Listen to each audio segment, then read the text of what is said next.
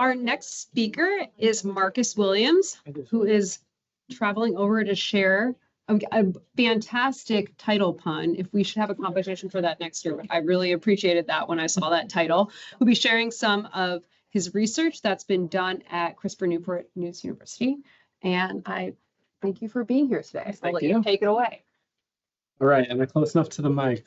Yeah. Good, great, in fact. All right, hello, I hope you like turtles. We'll keep going with this. Right, so I'm going to be sharing some of the work we've done looking at who's in the shell, or hues in the shell, rather, because we're investigating this remarkable phenomenon of the variation in eastern box turtle coloration. I think everyone can appreciate this to some extent. To quote Garden State Tortoise on it, each one is a masterpiece and no two are the same. And that variation described in that statement is probably satisfactory to most nature enthusiasts, but I am a devout turtle nerd and I need a way of systemizing that coloration. And so if we kind of make this more systematic approach in graph form, if you look on the one on the left compared to the one on the right, you see variation in terms of the patch size, or how much area on each scoop those orange patches cover. And if we reorient to that vertical axis, you can see there's a difference in their patch color. Those ones at the top are a bit more of that pale yellow than the ones at the bottom, which are that more deep red-orange kind of color. And so we have this species that's highly variable, both in color and in the patch size or the patterning of that color, as well as their kind of geographic range, right? So across that North American range, they encounter a wide variety of climates, different habitats, and color can often be adaptive in this kind of context. And one of the ways it's been proposed in ectothermic animals like our herps is the thermal melanism hypothesis. Essentially, it's the theory proposed that ectothermic animals can be expected to have darker colors in regions with cooler climates. Essentially, if you're darker in color, you have a more favorable heating rate, and that could be advantageous if your environment is cooler on average, because the darker colors will absorb heat faster. This has been supported in several ectothermic animals so far. So a broad phylogenetic study on Eurasian vipers found that those black zigzag patterns are broader on their back in cooler regions.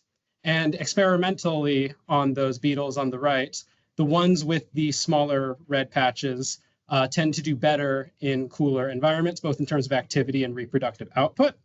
And so it's certainly supported in species on average. And what's important is that the average color of the animal is what determines how well they do in these environments. It's not just if its entire body's black or gray, right? The average of the patterning on the animal can have an impact. And so the theory has been investigated in turtles to an extent already, mostly in lab-controlled settings. So for both red-eared sliders and to an extent on painted turtles, when they're housed on darker substrates in lab, you end up with darker colors as more of a background matching type of hypothesis. But also when you house them in cooler water, they end up becoming darker within about 160 days. And that's what we infer is helpful for that heating rate. However, this context is not, this is the laboratory context. Turtle coloration is not as extensively covered in the field yet. We're starting to expand more to that area.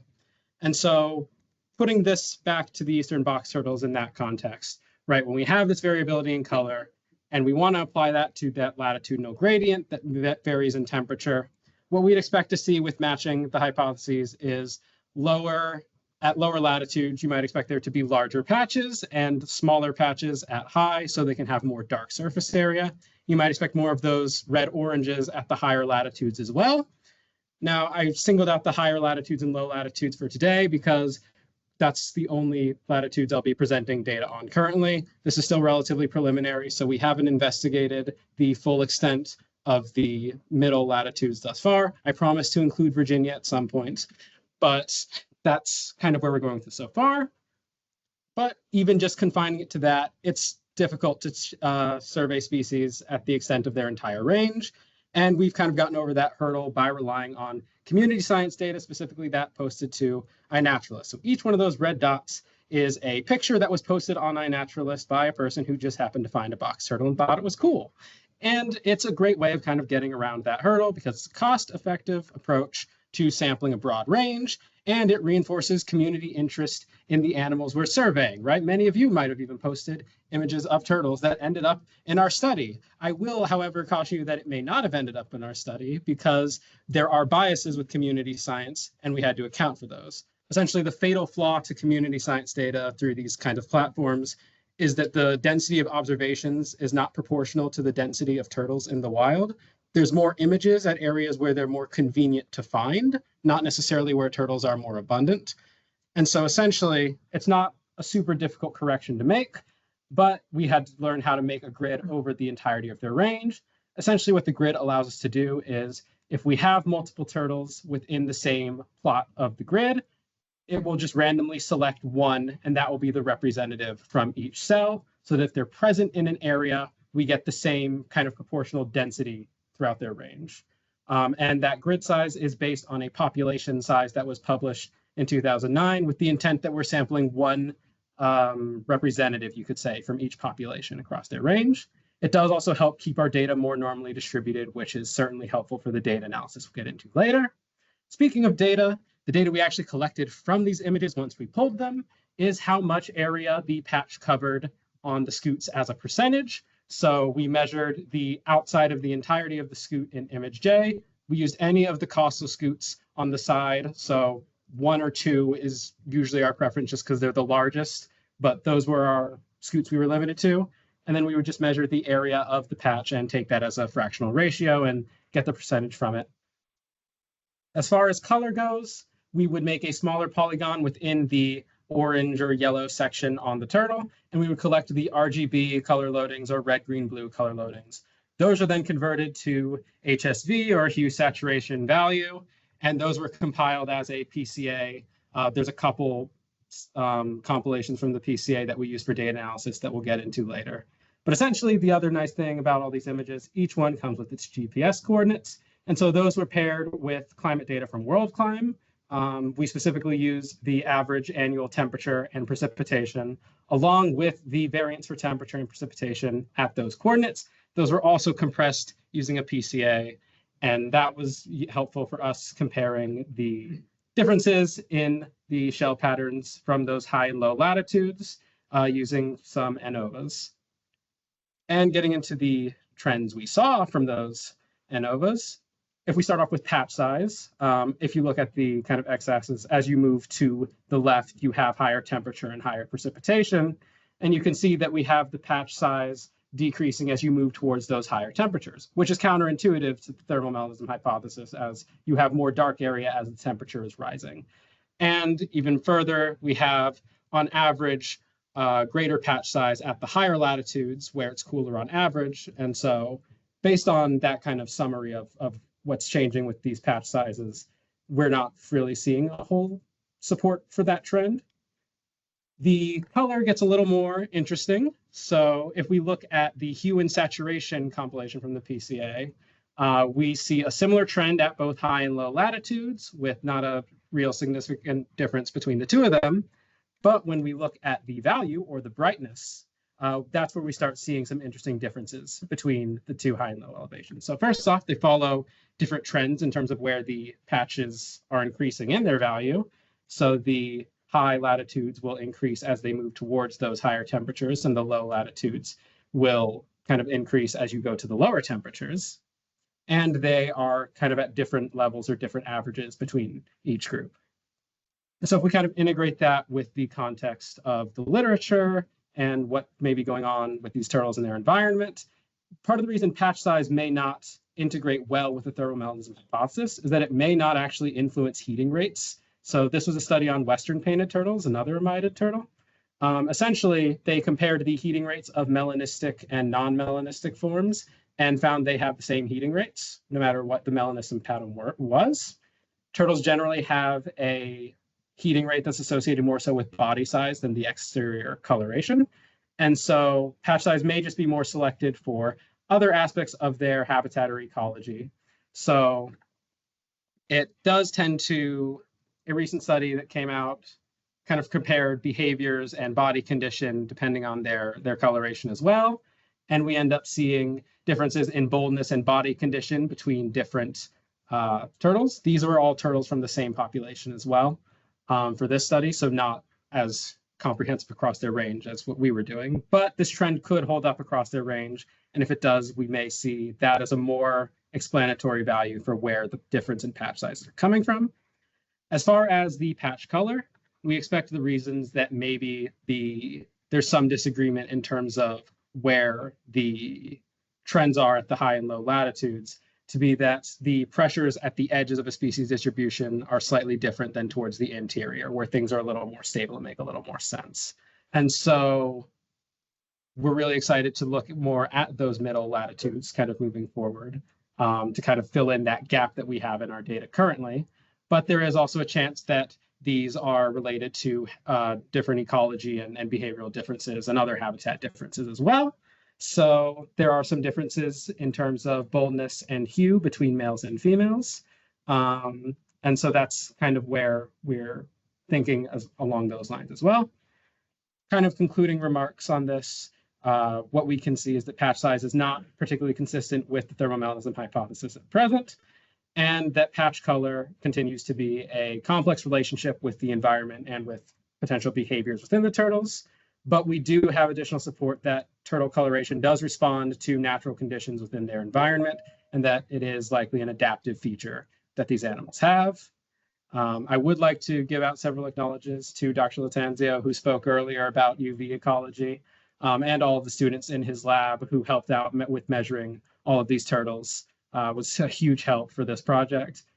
We were also supported by some university stipends, and we appreciate everyone who posted an image of a turtle to iNaturalist and helped with the world climb data as well. So I'll thank all of you for your attention as well. That's all I had prepared.